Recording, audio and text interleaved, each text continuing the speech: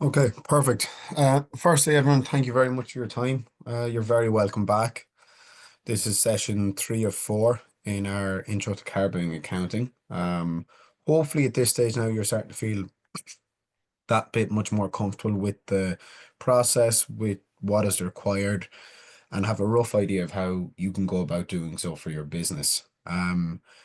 As always, the sort of structure of today will be the same. We'll be about 30 to 40-ish minutes running through the slides and talking you through how to report on your emissions. And then there'll be plenty of time for questions at the end. You can, of course, ask questions at any stage. And sort of once I see them, I'll do my best to get them answered for you in a timely manner.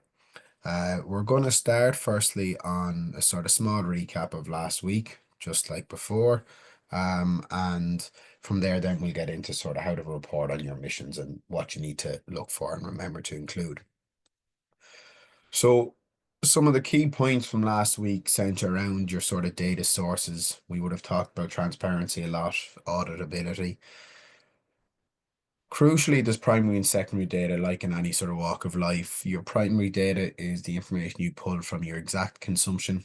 So that would be the exact liters of fuel, you pump into your car, the exact amount of kilowatt hours your office premises or your warehouse premises consume in any set period. Your secondary data is where you're relying on averages or estimates, such as, it's about 215 grams to post a letter from a Royal Mail estimate, or to get a package delivered to your house is about 2.61 kilos of CO2, which we know from a GRI report from UPS. Primary data is obviously preferable, but not when it becomes a hindrance either to gather or when it becomes such a blocker that as a result you're spending too long gathering your emissions or you're losing momentum. There's nothing wrong with secondary data once you call it out. You'll see there my second point in the sort of slide here is that estimates are allowed. They're allowed under CSRD. They're allowed in any carbon accounting once you call out how you arrived at the estimate, what your source is, and so on. That sort of calling out of an estimate comes to the auditability element as well, as does any primary data. We're seeing a sort of bigger move towards mandatory auditing within frameworks, and even voluntarily creating an audit trail when you're doing your carbon accounting.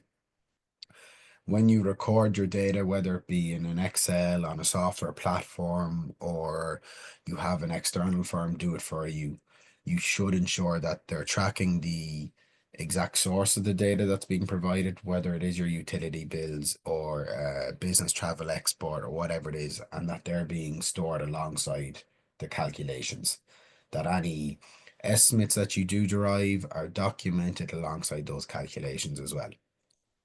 In an ideal world, certain people will only have access to this information, similar to role-based access control. That's just simply to prevent unnecessary editing or potential mistakes when that can happen. So with that being said, we're going to move on into reporting. What framework is right for my organization? Who do I look for? Where do I go from here? That's typically the first question sort of anyone asks as you start on this journey, even before you start to measure your emissions. People are wondering, okay, where am I going to report? How am I going to report? So trying to understand what framework you fall into is always going to be the first step. These days, 90% of frameworks have some form of qualification criteria, and depending on a number of factors such as your industry, your size, your jurisdiction, there may be a mandatory framework you fall into.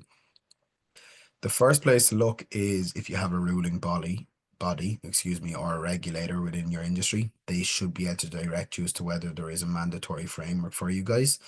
Additionally, if they're not available or they don't know, you'd look to a government body. For example, if you receive public funds or you are even a public office, for example, there's a set framework out there that some people aren't aware of. Obviously, at the moment, the hot topic is CSRD reporting. It's sort of constantly in the news. They themselves have a qualification criteria that's quite detailed. It starts with public bodies, it goes to large companies, SMEs, and so on over course of 4 years. There is one other framework that you might be interested in that people are sort of maybe not as aware of, which is sort of like a CSRD light. It's much less onerous and it doesn't require a double materiality assessment, but it does allow you to put in place the processes early doors should you think you're going to fall into CSRD in the future. The CSRD itself, in terms of frameworks, is probably going to become the gold standard over the next couple of years. It really brings sort of ESG to light, carbon accounting, all under the one umbrella. Whereas before, I suppose we would have been reporting on carbon accounting as one, and then your environmental social governance as two. It's quite well documented at the moment what people think will be needed, but as only the first reports are going to be released this year, if you start to fall into it from 2026 and so on, you will get a good bit of sort of guidance from the public reporting mandate that's required there. What is important to note is CSRD more than quadruples the number of companies that will be required to report on sustainability and ESG. From originally sort of 11,000 that would have been required to nearly 50,000 now over the course of 4 years. So it is worth looking into should you think you'll fall into it over the course of the next 4 years and potentially looking at adopting the CSRD Lite version. We will share with you, similar to the slides in the recording after this webinar, a link to that CSRD Lite version. Effectively, it's broken down into a basic model and a comprehensive model. You're reporting on your scope 1 and 2 emissions and some additional information after that. But it really is a manageable version of it and a great place to start. So if at this point you've established, okay, we know what framework we're reporting under, what do I need to include in my emissions? What do I need to disclose? So a lot of this guidance will be provided by the framework itself. They will ask for maybe specific tables and guidance, but one element that each framework has in common is that it'll ask you to disclose your emissions by scope and by category. Typically, this is done in a tabular format, and this stems from the Greenhouse Gas Protocol. You'll remember from hopefully the previous two webinars that the emissions are broken down into 3 scopes. And if you remember what we said about the 3 Bs, scope 1 is what you burn in fossil fuels, scope 2 is what you buy from the grid and electricity, and scope 3 is anything beyond that. That is typically the sort of height of what they'll ask in terms of your emission numbers. After that, though, depending on the framework, they might ask for some additional information around your energy efficiency within your buildings, what sort of goals and reduction initiatives you currently have or are setting. Additionally, they'll ask for sort of your calculation boundaries, your methodologies.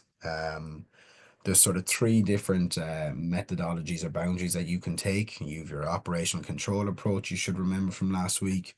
You have a financial control approach and you have an equity share approach. You can use a sort of mix of the 3, depending on what you're calculating and how you are, I suppose, what your best data set is. The boundary itself is just something you set at the start when you're going to do your calculations. It's not something that should be a roadblock really to anyone. It's quite easy to measure, or it's quite easy to track what you've done. And whether you're using an external provider or you're doing it yourself, it should be quite easy to distinguish. It simply is a case of having a page within your report to state sort of how and when you did your calculations, what you followed. So some key areas after you've gone through your disclosures of what not to forget. We go back to sort of the guiding principles from last week. You need to be transparent above all else. If you do make a change in sort of how you went about the calculations, you should ideally be consistent. A change in the calculations should only be done due to, a fundamental change in an emission factor or a fundamental change in access to data, for example, moving from secondary to primary or so on, or if there's a fundamental change in the business. Additionally, kind of coming back to your boundaries and your methodologies and your methodologies that we just discussed, as you can use a mix for the various sort of categories within any calculation, it should be called out via methodology box, which apply to each category of your calculations. So typically, your scope one buildings heat, scope two electricity, they'll be done with primary data and they will be done with an operational control approach because they're sort of more or less under your direct control. However, if you have any loans or any investments, you might take the financial control approach because that's the easiest way to measure it. It's the best way of getting full coverage. So you have to call that out in the separate boxes. Within those methodology boxes as well, what you should be calling out is any assumptions you guys have made, the sources of your emission factors, and if there's any other information that would be deemed relevant as to how you arrived at your calculation. By that I mean if you had to use any conversion factors for currency, any conversion factors for a unit of measurement, they should all really go into your methodology box. An intensity metric is one that we'd always recommend. It doesn't always have to be made public, but it should be included at least within internal reporting. If you guys remember from previous, the intensity metric is how effectively you will understand your progress to date and track it, whether it's positive or negative. Typically, an intensity metric will be the total number of emissions per full-time employee or per dollar of revenue, but it could be per square foot. For example, if you were in a residential business, if you had a number of retail stores, it might be per square foot. It can be really anything, but it should be something that drives emissions within the business, that drives the activity. As and when you implement reduction initiatives and they get underway, this is how you know if they're having a positive impact or not. Without them, really, it's kind of like blowing in the wind. You're not sure whether your progress is going to be good or bad until you get to the end of the year. And by that stage, it'll be too late to make changes if the progress hasn't been going in the direction you would like. One question we often get asked is how often should you report on your emissions? Where should you report? At a minimum, you should ideally be reporting publicly at least annually. So whether that's in your social and governance report, an ESG report, or social impact report, ideally that would be done at least annually, whether it's in line with the AGM or the end of the calendar year, your financial year.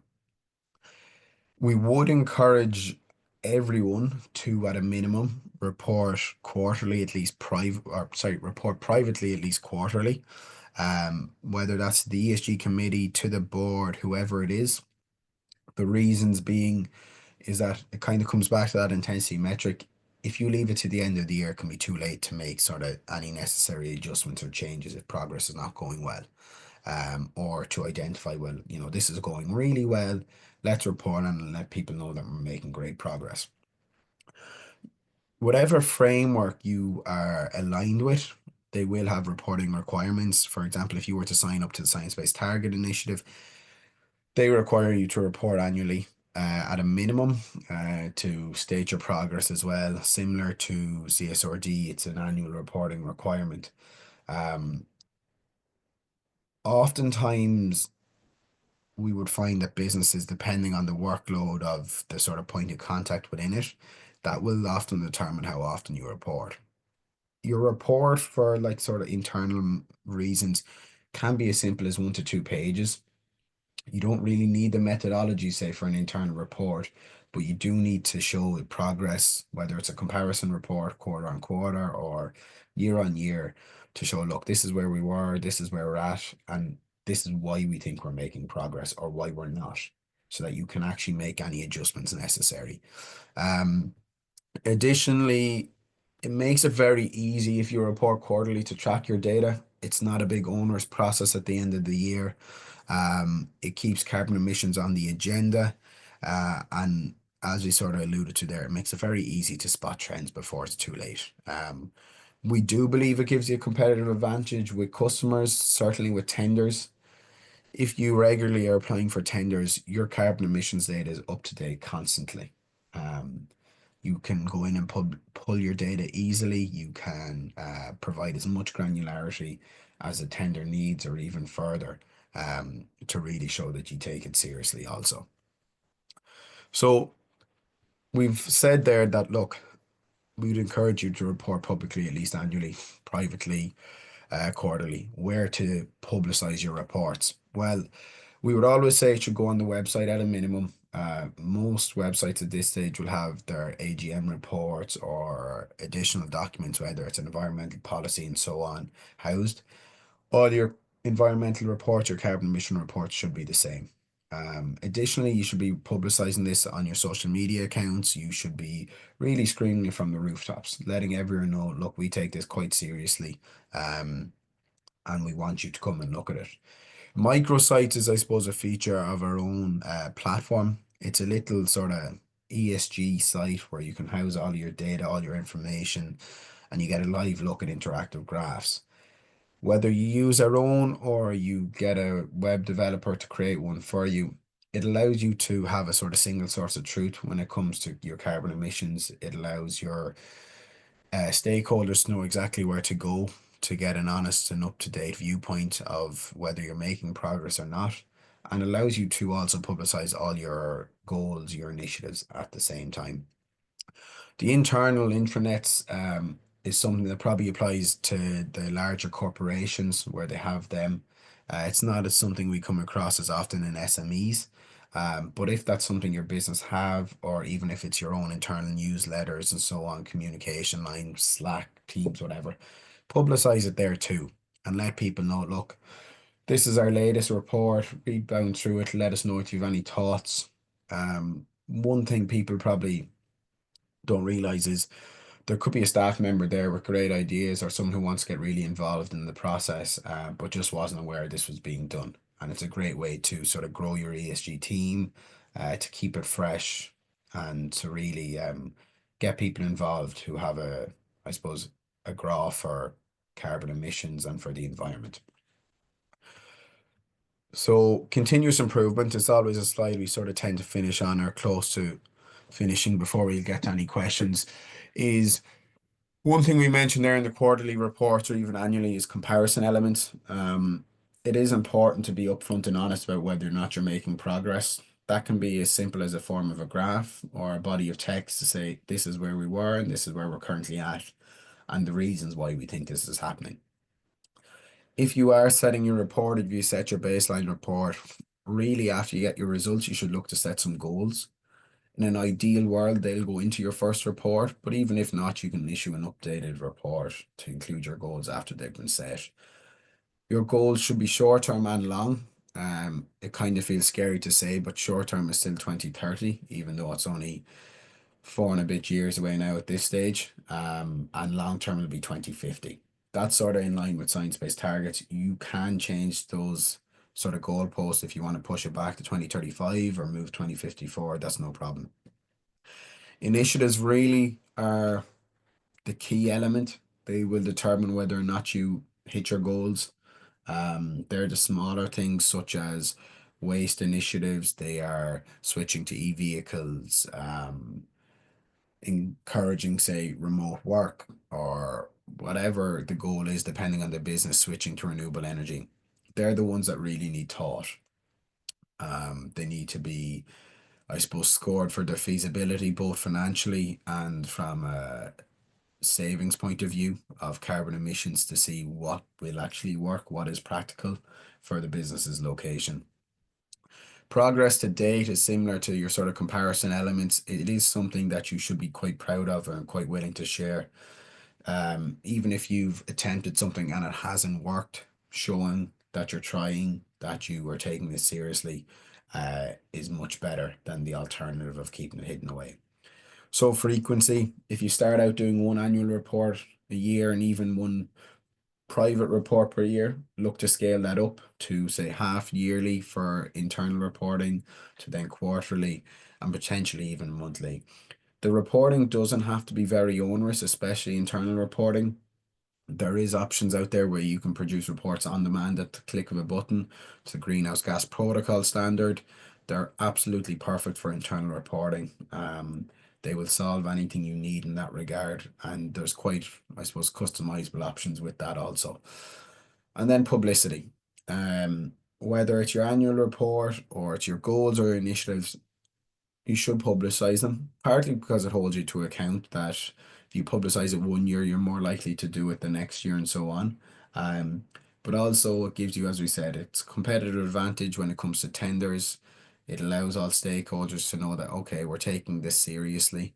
Um, that we do want to, I suppose, report on our emissions and show what impact we're having and how we're going to address that in the future and even now.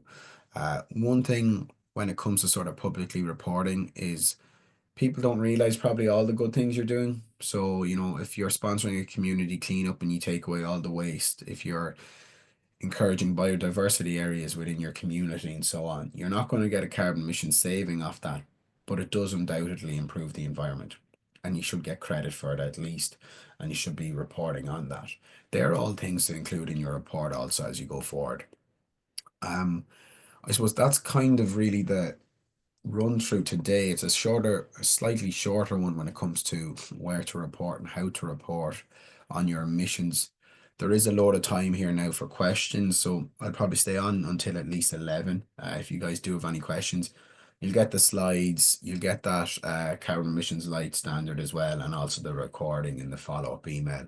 Um, and we'll see you guys in 2 weeks for the final webinar in the series. Thank you very much.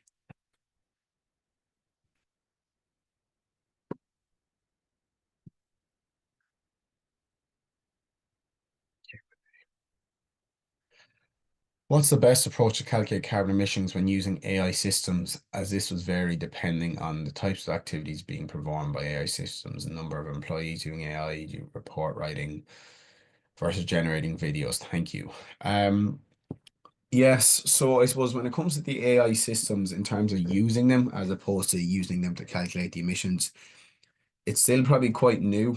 Um, the best sort of probably guidance I can give you on that is to think of it like you would servers. That a lot of these, say, if you take ChatGPT or the other options out there, if you have an account, they will soon be able to pull down sort of the individual energy usage by a company. At the moment, realistically, what you're going to have to do is take the estimate. There's a good bit of research out there that every time, say, you type into ChatGPT or ask it to draft a report or whatever the document is, it can or it produces X amount of electricity or requires X amount of water usage to produce that. So initially, in terms of trying to be accurate, I'd be using those estimates and using that secondary data.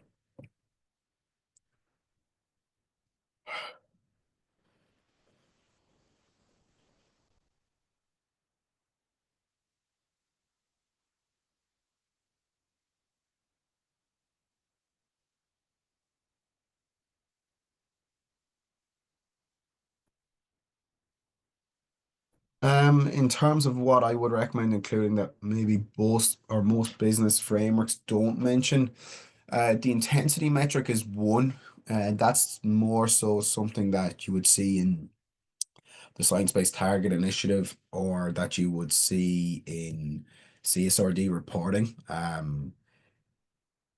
The reason for that is because it's probably the easiest metric for any reader to track, especially if you have a year or 2 years worth of intensity metrics. Um, Similar to that, it's the methodology boxes. That kind of comes back to the transparency that people know exactly where you're getting your emission factors from. Like, for example, it's not a problem to use an emission factor from 2022 if it is the most accurate emission factor that you can find or it's the most relevant to your business. But if you don't call it out, that's when people start to say, maybe we're getting into a greenwashing territory. Um, Aside from that, that most frameworks don't include, in theory, you don't need graphs. It's more of a tabular format for disclosing your emissions. But we find that graphs are really, for most readers, it's the easiest way for them to digest the emissions. Um, Probably the only other thing I would say to maybe include is an explanation of what metric tons of CO2 equivalent means. It's not usually a metric that most people would be familiar with, as it's specific to carbon accounting. And just a one or two liner explaining what that means can be